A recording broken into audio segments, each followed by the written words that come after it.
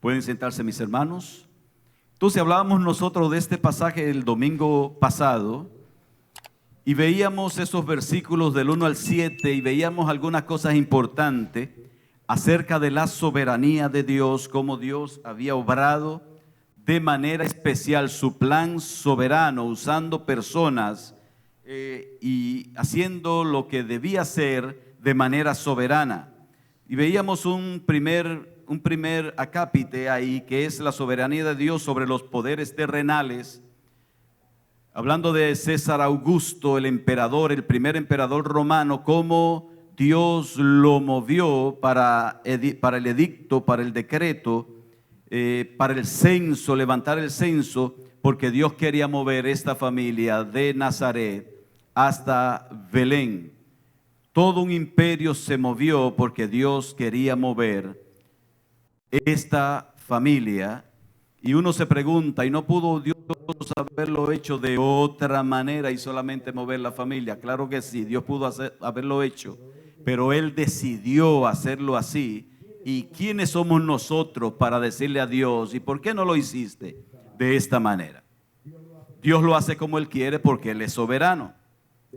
Veíamos nosotros entonces cómo Dios es soberano sobre nuestras familias y nuestros individuos, cómo esta familia fue tomada de Nazaret y fue llevada hasta Belén, porque Dios había dicho 600, 700 años antes que su hijo habría de nacer en una ciudad llamada Belén, que es la ciudad de David, y cómo Dios movió esta familia a 150 kilómetros, y veíamos la forma de transporte. ¿Cuál debió ser la forma de transporte? No era la mejor, era la más incómoda, y cómo esta mujer al final de su embarazo, en su última semana, había llegado en un transporte muy rudimentario hasta aquel lugar, y nosotros sabemos que no fue tan sencillo. Pero veíamos también la soberanía de Dios sobre el tiempo, cómo Dios controla el tiempo, porque ahí dice que estando ellos allí se cumplió el tiempo de su alumbramiento. No se cumplió ni antes ni después, sino estando en la ciudad de Belén, como Dios había dicho, donde Dios había dicho que su hijo habría de nacer. Y veíamos también cómo Dios es soberano sobre los obstáculos de nuestras vidas. ¿Cuántos tienen obstáculos, mis hermanos, en todo lo que hacen? Y decíamos que los obstáculos debemos nosotros aprender a verlo como controlados por Dios, y no que llegan como para casualidad a nuestras vidas. A los hijos de Dios no le pasa nada por casualidad. Dios controla la vida de sus hijos. Dios es soberano sobre la vida de sus hijos. Y el obstáculo aquí, ¿cuál era? El obstáculo era que no encontraban un lugar adecuado para que María tuviera a luz a su hijo primogénito. Y eso sí era un obstáculo tremendo, porque esta mujer estaba en el mismo momento de alumbrar y no había una clínica, no hubo una cama, no hubo una posada donde ella pudiera estar para dar a luz. No hubo una comadrona. No hubo nada de eso, mis hermanos. Y esto sí era un obstáculo terrible. ¿Tú has tenido un obstáculo de esa naturaleza? ¿Has tenido algún obstáculo en tu vida así? ¿Cuáles son los obstáculos que nos impiden a nosotros, por ejemplo, venir a la iglesia?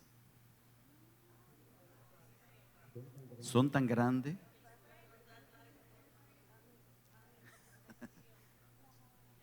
¿Son tan tremendos los obstáculos que nos impiden llegar hasta este lugar, alabar y glorificar el nombre de Dios?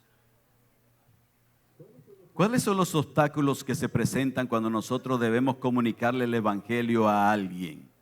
¿Cuáles son los obstáculos que se presentan? Temor, miedo, vergüenza, todas estas cosas. Posiblemente ni ignorancia podemos nosotros decir que tenemos, porque en la vida de cada uno de nosotros Dios ha hecho algo. Y comunicar el evangelio es decirle a la gente cuán grande es Cristo, que siendo nosotros pecadores, Él nos perdona. Pero qué obstáculo tan tremendo, y lo que vemos en el pasaje es que el obstáculo estaba dentro del plan soberano de Dios para Dios cumplir su palabra y su propósito, porque el obstáculo precisamente lo llevó a ello, a un establo donde Jesús debía nacer, porque los corderos no nacen en una clínica 5 estrellas, sino que nacen en los establos. Y hasta allá llegaron. Hasta allá lo vieron, hasta allá fueron a parar. Qué maravillosa es la soberanía de Dios, que aunque no la entendemos, mis hermanos, y menos cuando nosotros estamos pasando por esos momentos difíciles de nuestras vidas, mucho menos la entendemos, pero pudiéramos nosotros con seguridad decirle: Señor, gracias, porque tú estás en control de mi vida. No se escapan los detalles de la soberanía de Dios. Veamos nosotros el segundo punto en ese día y el tercer punto. Y ese segundo punto tiene que ver con la revelación soberana de su plan soberano. Cómo Dios escogió soberanamente a quien Él le habría de revelar que su Hijo había nacido. Miren los versículos 8 al 12. Había pastores en la misma región que velaban y guardaban las vigilias de la noche sobre su rebaño. Y aquí se les presentó un ángel del Señor, y la gloria del Señor los rodeó de resplandor, y tuvieron gran temor. Pero el ángel les dijo: no temáis, porque aquí os doy nuevas de gran gozo, que será para todo el pueblo. Que os ha nacido hoy en la ciudad de David un Salvador, que es Cristo el Señor. Esto servirá de señal: hallaréis al niño envuelto en pañales, acostado en un pesebre. Y repentinamente apareció con el ángel una multitud de las huestes celestiales, que alababan a Dios y decían: gloria a Dios en las alturas, y en la tierra paz, buena voluntad para con los hombres. Bueno, aquí empezamos a ver, mis hermanos, que Dios escogió a un grupo de personas para mostrarle que su Hijo había nacido. Revelarle que su Hijo había nacido. El primer grupo que nosotros vemos aquí es los pastores. Y Dios soberanamente escogió quienes escucharían el anuncio del nacimiento de Jesús. Y decíamos el domingo pasado, mis hermanos, cuando una persona va a nacer, cuando nosotros que hemos tenido hijos, nosotros quisiéramos que el mundo sepa que vamos a ser padres. Nosotros quisiéramos que todo el mundo se entere que vamos a ser padres. Imagínese usted cuando nace una persona importante en el mundo, una persona de esas grandes familias conocidas del mundo, cómo se manifiesta y se publica a todas las personas que se puedan que su hijo va a nacer. Sin embargo, Dios escogió soberanamente un grupo muy reducido de personas que se enterarían que su hijo había nacido. Y entre ese grupo reducido de personas estaban los pastores. A los pastores le estaba siendo comunicada la buena noticia del nacimiento del Salvador. A estos pastores, y estos pastores, mis hermanos, era el grupo menos probable que debían escuchar el nacimiento del Salvador desde el punto de vista de los religiosos de la época. Porque un pastor, mis hermanos, los pastores eran grupos marginados. Los pastores eran grupos relegados. Por el mismo hecho de su oficio de pastorear las ovejas deben ser pastoreadas ¿cuántos días a la semana? Todos los días. De lunes a domingo.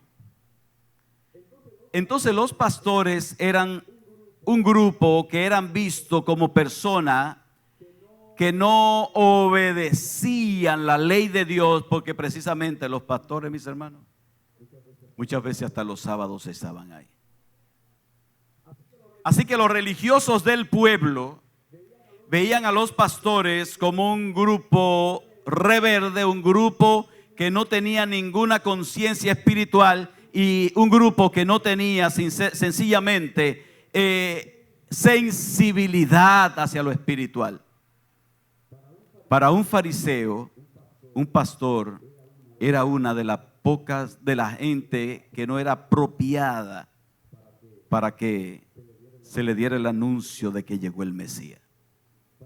Para esos sacerdotes de ese tiempo era el grupo menos apropiado, porque al estar en sus negocios, en su trabajo, se le hacía muy difícil poder estar, mis hermanos, y cumplir con los requerimientos de la religión, del judaísmo en ese tiempo.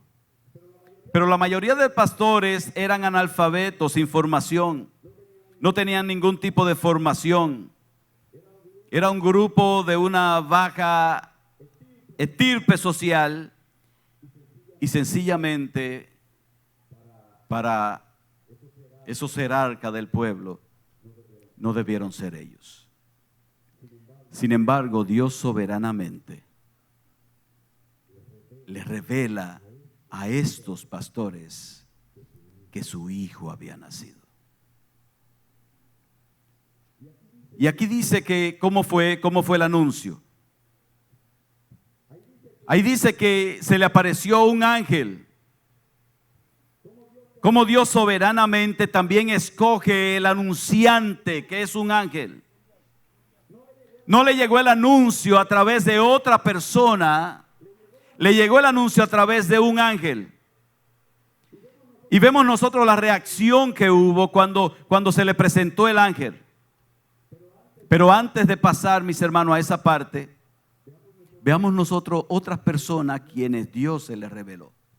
Dios les reveló soberanamente el anuncio de que su hijo había nacido. Cuando nosotros leemos los versículos 22 al 32 de ese mismo capítulo, vemos cómo le fue revelado a un anciano sacerdote, que ni siquiera estaba en el templo en ese momento, sino que le fue avisado por el Espíritu Santo para que él fuera al templo. Mire los versículos 22 al 32, como dice. 22.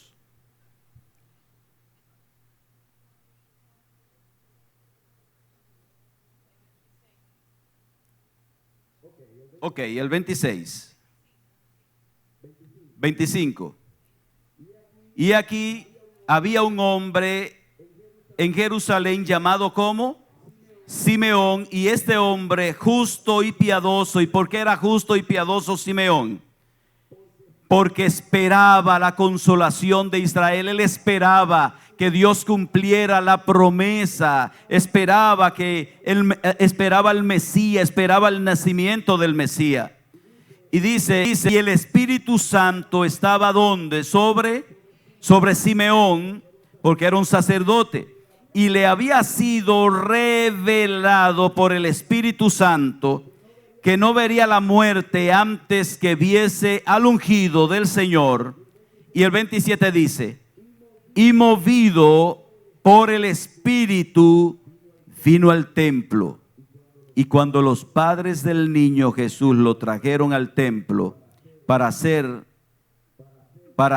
por él conforme al rito de la ley, él lo tomó en sus brazos y bendijo a Dios diciendo, ahora Señor, despide a tu siervo en paz conforme a tu palabra, porque han visto mis ojos tu salvación, la cual has preparado en presencia de todos los pueblos, luz para revelación a los gentiles y gloria de tu pueblo Israel. Ese anciano, mis hermanos, ni siquiera estaba en el templo en ese momento, pero soberanamente Dios le había revelado que él no vería la muerte sin antes ver al Salvador. Y el Espíritu Santo lo trae de donde él estaba, no dice la Biblia, y lo lleva al templo. Y cuando llega al templo se topa con que el Mesías había nacido. Y las palabras de él son: despide, ahora Señor, despide a tu siervo en paz, porque mis ojos han visto la salvación de Israel. Soberanamente. Pero otra señora, otra anciana estaba ahí en el templo, y era Ana. Ana estaba en el templo. Dice el 36, estaba también allí Ana. ¿Qué hacía Ana?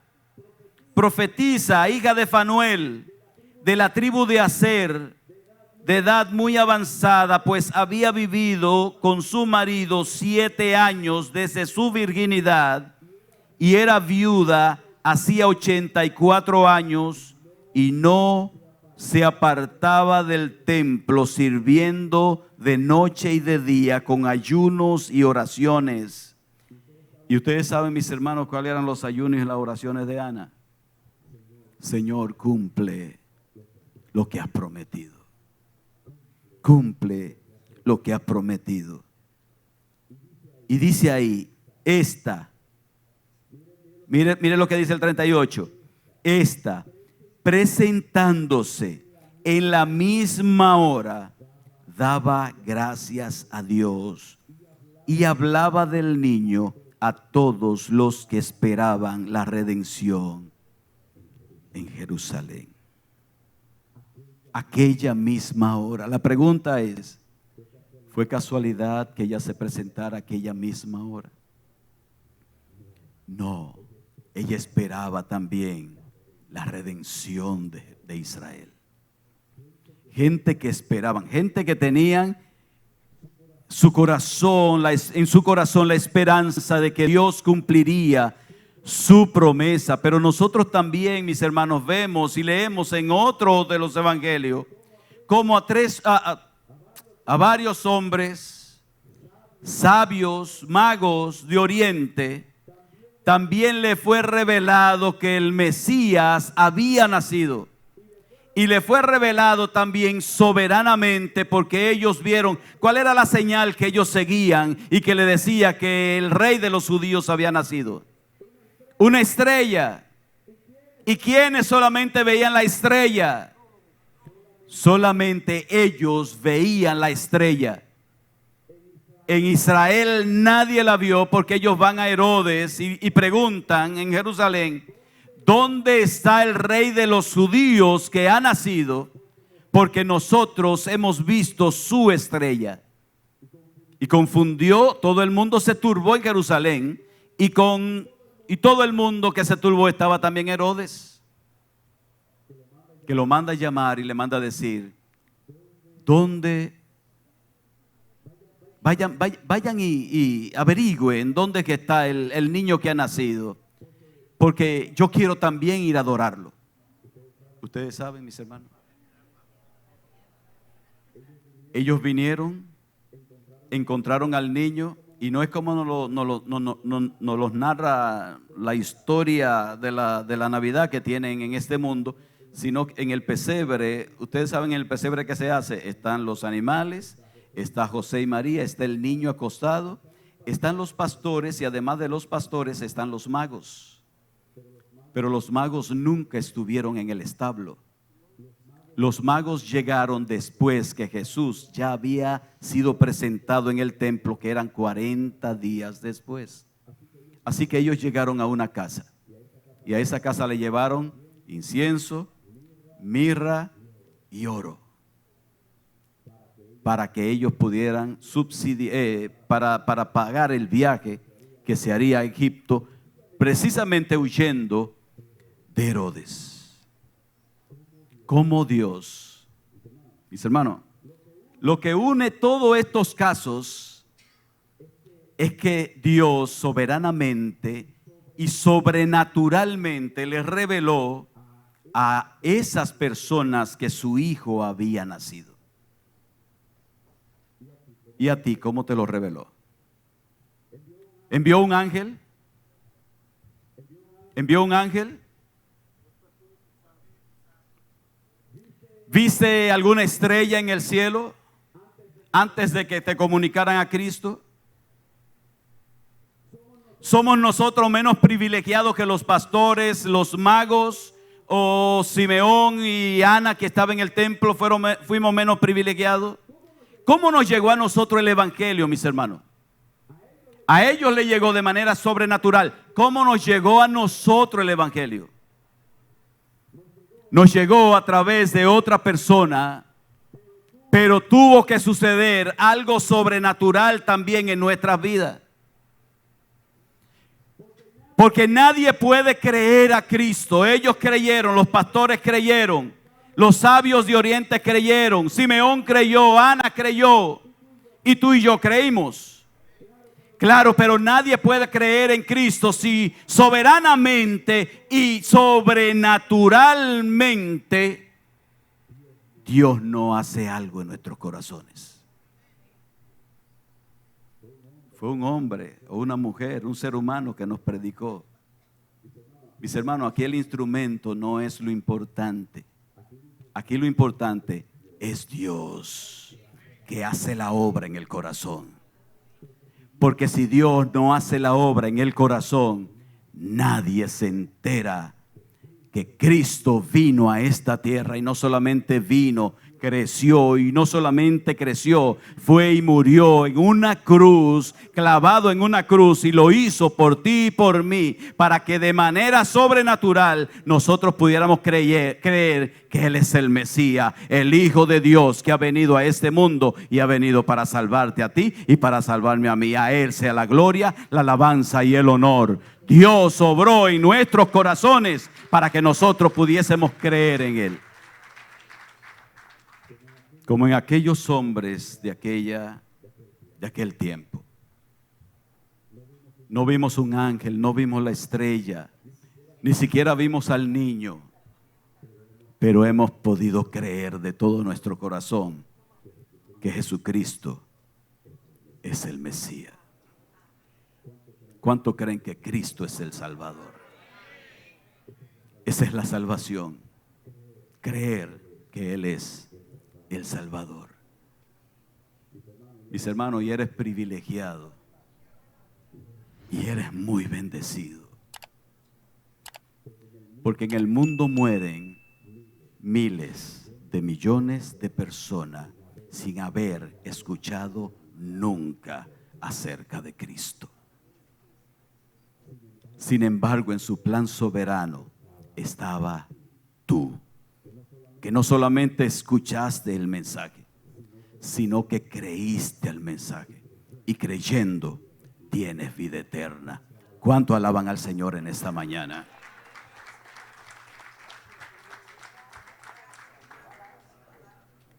Así que alabemos y glorifiquemos al Señor, mis hermanos, permanentemente. Dios nos salvó por su gracia y su misericordia. Él nos dio, nos reveló a Cristo, y Él nos enseñó que solamente en Cristo hay salvación y vida eterna. Solamente en Cristo, no hay otra forma. Solamente en Cristo, creyendo de todo corazón que Cristo es el Hijo de Dios. Bendito sea su nombre. Ahora, mire lo que dice Mateo capítulo 11, versículo 25 al 27. El Señor orando, recuerda del llamado de Cristo: venid a mí todos los que estáis trabajados y cargados, y yo os haré descansar. Pero Él ora, el 11, 25 al 27 dice, oró así. En aquel tiempo, respondiendo Jesús, dijo: te alabo, Padre, Señor del cielo y de la tierra, porque escondiste estas cosas de los sabios y de los entendidos y las revelaste a los niños. ¿La escondió de quiénes? De los sabios y de los entendidos. ¿Y a quién se la reveló? Sí, Padre, dice el 26, porque así te agradó. Todas las cosas me fueron entregadas por mi Padre, y nadie conoce al Hijo sino el Padre, ni al Padre conoce alguno, sino el Hijo y aquel a quien el Hijo lo quiera revelar. Así que mis hermanos, ¿eres salvo? ¿Cuántos son salvos en este lugar?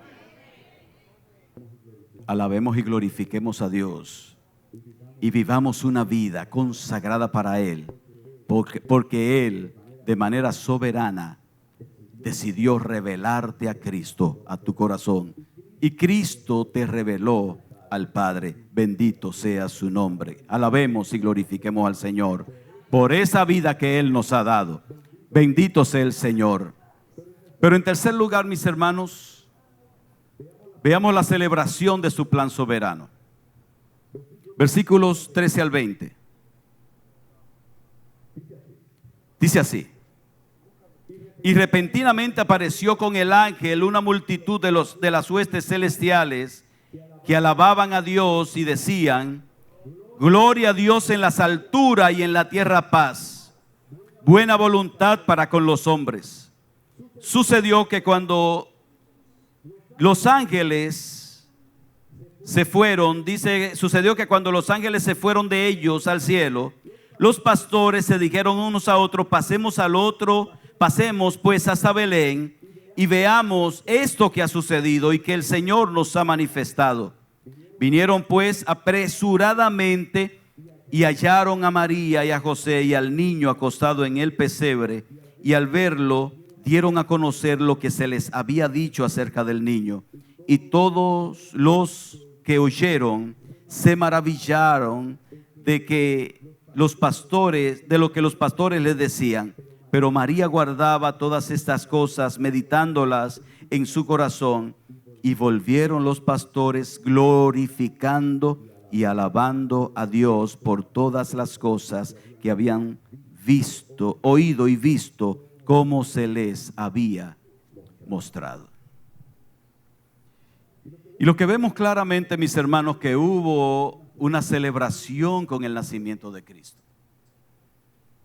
Hubo una celebración porque en el nacimiento del Cristo se celebró el cielo y celebró la tierra. Pero lo que nosotros estamos viendo es la diferencia que hay, y eso lo comentábamos el domingo pasado brevemente, es la diferencia que hay entre cómo celebra el mundo y cómo celebran los hijos de Dios. ¿Cómo celebra el mundo, mis hermanos? ¿Cómo lo ven? ¿Qué es la Navidad para el mundo? ¿Qué es la Navidad para el mundo? La Navidad para el mundo es comercio, es negocio. La Navidad para el mundo es pura vanidad. Porque en Navidad, ¿qué hace el mundo, el que no conoce al Señor? Bueno, si se tiene la posibilidad, se cambia el carro, se estrena carro. En Navidad hay que comprar. Hasta un avión se compra. Se compra ropa nueva porque hay que estrenar en Navidad. Muchas personas el 31 se estará poniendo, ¿qué se estará poniendo? La ropa nueva, porque hay que esperar el año estrenando. No puede tener uno una ropa vieja ya, porque viene el año nuevo. Pero ¿cuántos de nosotros piensa igual? Eso es vanidad. Pero ¿cuántos pintan la casa en Navidad? No es que esté malo, mi hermano, pinte su casa. Si la quiere pintar, píntela. Pero nos coge en Navidad con pintar, o en noviembre, diciembre, empezar que la casa esté pintada, porque no se puede esperar la Navidad con la casa que no esté pintada, o se limpia, o lo que sea. Pero ¿cuál es la característica de las fiestas que se hacen allá afuera? La primera característica es la muerte. Porque es un asunto, una manifestación de muerte lo que se hace. Porque hay corrupción, borrachera, drogas, derroches, sexo ilícito, glotonería. Pero también, mis hermanos, ese tiempo de Navidad es un tiempo de depresión para muchas gentes, de tristeza, porque muchos de los seres queridos ya no están, y entonces llega como esa nostalgia en Navidad, porque En Navidad es que se reúne la familia, pero ya fulano no está, ni fulana, ya no están. Entonces viene un tiempo de depresiones, de tristeza, de melancolía, tristeza por el familiar que ya no está. Pero cuando hablamos de accidente, se incrementa el número de accidentes en Navidad. ¿Por qué se incrementa el número de accidentes? Yo tengo un compañero de trabajo que está en cama. Un viernes de esto iba en su motor y vino un carro de frente y la gracia y la misericordia de Dios, solamente una clavícula se le rompió y muchos dolores en el cuerpo. Pero otro compañero de trabajo lo velaron, está enterrado. Otro compañero de trabajo está accidentado, muy accidentado. ¿Por qué? Porque esa es la forma en la que el mundo se maneja en Navidad. Los hijos de Dios, no, los hijos de Dios, tranquilo. Navidad es igual que otro tiempo. Siempre, los 365 días del año, recordamos a Cristo. En cada hora meditamos en Cristo. Queremos vivir para Cristo, queremos reflejar la gloria de nuestro Dios y nosotros celebramos de manera diferente porque el verdadero Cristo se nos ha revelado al corazón. De manera diferente nos comportamos. El mundo no puede celebrar a Cristo, mis hermanos, porque no lo conoce. Pero nosotros sí, nosotros lo celebramos permanentemente. Así que hay una diferencia clara cómo celebra el mundo y cómo celebran los hijos de Dios. Miren la forma de celebración del cielo, ¿cómo fue? ¿Qué fue lo que pasó? Cantaron una canción los ángeles. Cuando Cristo nació, hubo canto celestial. Gloria a Dios en las alturas y en la tierra paz. Gloria a Dios en las alturas, y el propósito final del plan de Dios es que el nombre de Dios sea glorificado. Que Dios sea glorificado. Otra parte del canto dice, y en la tierra paz, que habla de la paz que genera esa relación restaurada con el Creador a través de la muerte de Cristo en la cruz del Calvario. Y dice buena voluntad para con los hombres. Y esa buena voluntad no es como lo dicen allá afuera, porque el canto de allá afuera es gloria a Dios en las alturas y en la tierra paz a los hombres de buena voluntad. Eso no es lo que dice la Biblia. Porque la buena voluntad aquí en el texto bíblico no es de los hombres. La buena voluntad es la gracia de Dios que se manifiesta para que todo aquel que cree en Cristo Jesús tenga vida eterna. Esa es la buena voluntad. La buena voluntad de que Dios había mandado a su Hijo al mundo para redimir al mundo, para redimir al hombre del pecado, para redimir al ser humano. Eso es buena voluntad, eso es ser bueno, eso es gracia y eso es misericordia. Así que la buena voluntad no es de los hombres, la buena voluntad es de Dios para con los hombres. Ahí estaban los ángeles dando gloria a Dios.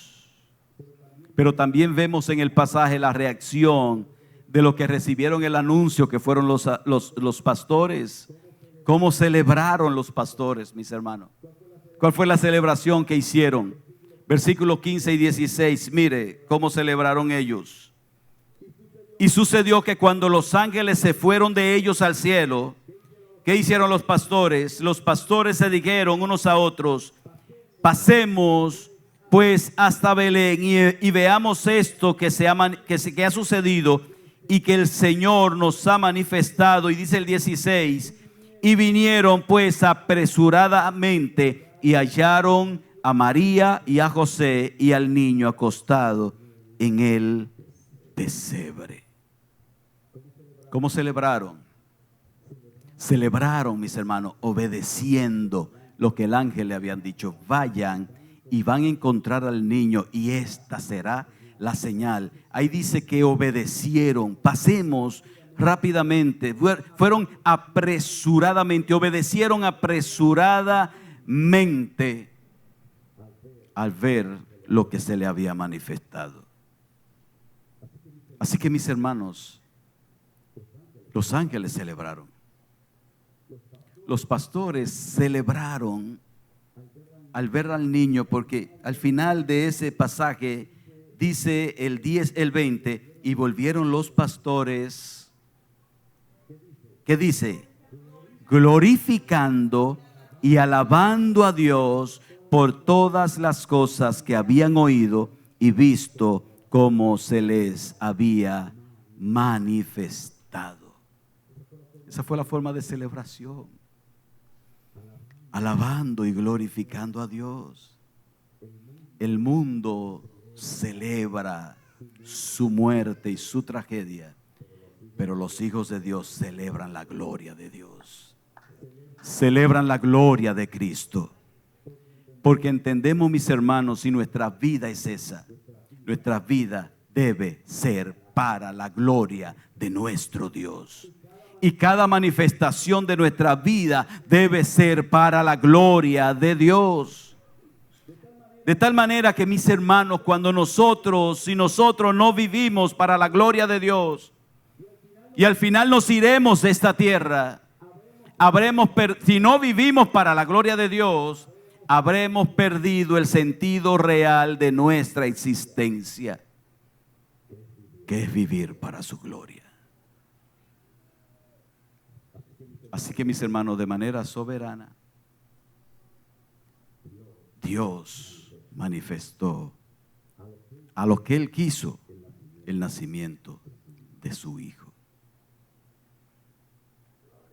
Agradezcamos a Dios, glorifiquemos a Dios y vivamos para su gloria, que Cristo llegó al corazón nuestro. Alabemos a Dios, mis hermanos. Así que, ¿qué significa para mi vida que Dios sea soberano?